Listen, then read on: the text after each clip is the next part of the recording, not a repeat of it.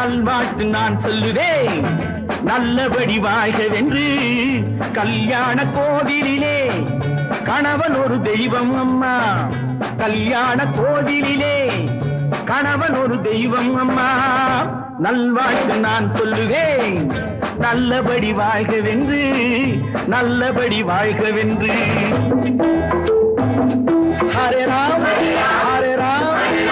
Hare Krishna Hare Krishna